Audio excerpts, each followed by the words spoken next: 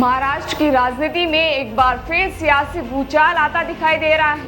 नमस्कार, मैं रेणुका चौधरी और आप देख रहे हैं the India move. CM Devendra Fadnavis का एक बयान जिसके चलते महाराष्ट्र की राजनीति में एक बार फिर से हलचल तेज हो गई है। इस बार मुद्दा बना है स्थानीय निकाय चुनाव और उसमें भाजपा नेता सीएम देवेंद्र फडणवीस का फ्रेंडली फाइट वाला बयान। अकोला में मीडिया से बातचीत में फडणवीस ने कहा कि स्थानीय निकाय चुनाव में भाजपा महायुति यानी भाजपा शिंदे गुट और अजित पवार की एनसीपी का गठबंधन के तहत चुनाव लड़ना चाहती है, लेकिन जहां सहमति नहीं बन पाएगी वहां फ्रेंडली फाइट भी होगी।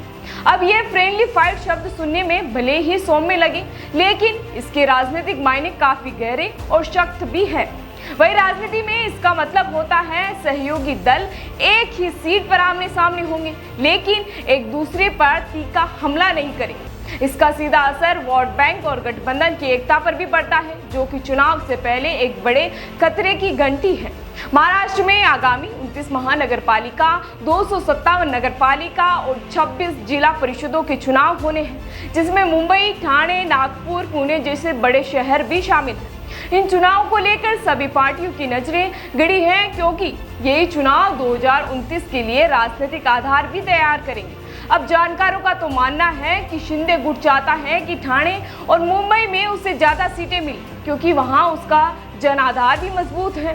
वहीं अजित पवार की एनसीपी पुणे और पश्चिम महाराष्ट्र से ज्यादा हिस्सेदारी चाहती है, जहां उसका दबदबा भी है।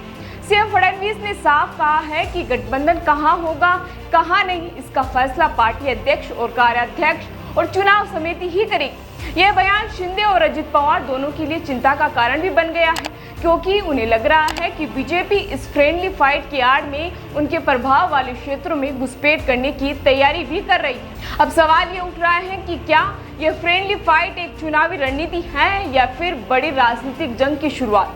क्या गठबंधन में वाकई में आपसी समझ बाकी है या फिर हर दल अपनी ताकत का प्रदर्शन कर आगामी विधानसभा चुनाव के लिए खुद को बेहतर स्थिति में लाने की कोशिश कर रहा है? जो भी हो, इतना तय है कि महाराष्ट्र की राजनीति में आने वाले महीने बेहद दिलचस्प और सियासी ड्रामे से भरपूर होने वाले हैं। फिलहाल इसी तरह की जानकारी के लिए बने रहिए हमारे साथ और देखते रहिए द इंडिया मूव।